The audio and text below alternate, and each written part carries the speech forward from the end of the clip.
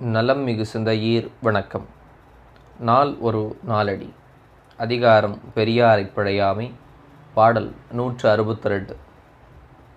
பொன்னே கொடுத்தும் புணர்தற்கு அறியாரை கொன்னே தலைகூடப் பற்றிருந்தும் அன்னோ பயனில் பொழுதாக் கழிப்பரே நல்ல நயமில் அறிவினவர்.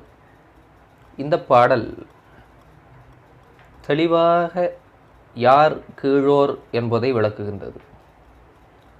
பொன்பொருளை கொடுத்தாலும் கிடைப்பதற்கு மிகவும் அரியதாக இருக்கின்ற சான்றோர்களுடைய நட்பு நமக்கு கிடைத்திருந்தாலும் கூட அதை நாம் பயன்படுத்தி கொள்ளுகின்ற விதத்திலே தான் அது சிறப்புடையதாக அமைகிறது. அறிவிலேயும் பண்பிலேயும் சிறந்த சான்றோர்கள் துணையாக இருந்தாலும் அவர்களை நாம் முறையாக பேண வேண்டும்.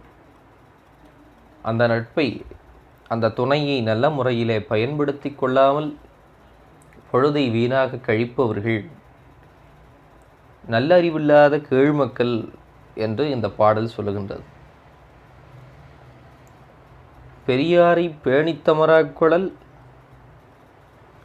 வன்மை என்று வள்ளுவப் பெருந்தகை சொல்லுவார்.